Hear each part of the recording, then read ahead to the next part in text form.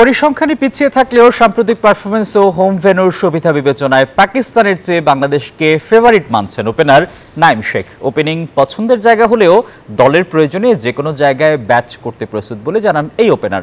বাংলাদেশ দল অনুশীলন না করলেও হোম অফ ক্রিকেটে নিজেদের ঝালিয়ে নিয়েছে সফরকারী পাকিস্তান।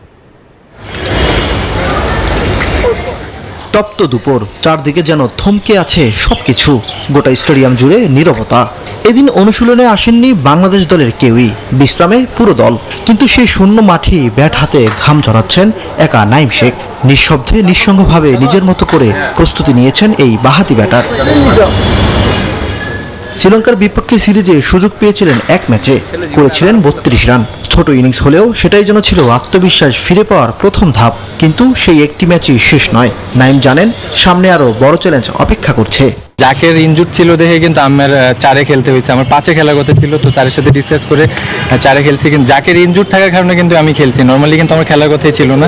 তো মেন্টালি যদি আমি আগে থেকে জানতাম যে এমন অপরচুনিটি আসবে, টু বি অনেস্ট এইভাবে মেন্টালি প্রিপেয়ার ছিলাম না। ওপেনিংয়ে খেলার জন্য সবসময় প্রিপেয়ার থাকি। এখন এই যে ইন্ডিভিজুয়াল ট্রেনিং করলাম, ওপেনিং কীভাবে খেলবো বা অপরচুনিটি আসলে কীভাবে কাজে লাগাবো, ওইটার জন্য প্রিপারেশন নিতেছি। টু বি অনেস্ট ওইটার জন্য মেন্টালি প্রিপেয়ার ছিলাম না। তো নেক্সট টাইম যদি এইভাবে অপরচুনিটি আসে অবশ্যই মাথায় থাকবে। স্বাস্থ্যকর অল টাইম হানিকম, সব সময় অল টাইম হেলদি লাইফ।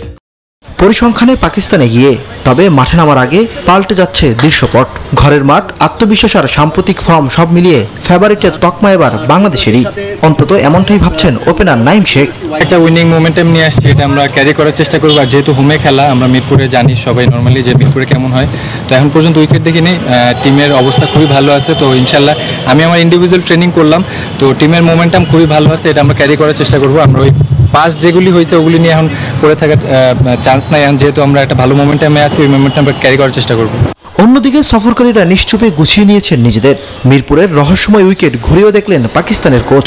ফিল্ডিংয়েই নজর বেশি। হয়তো এই ফিল্ডিং দিয়েই টাইগারদের থামাতে চায় সালমান আগার দল।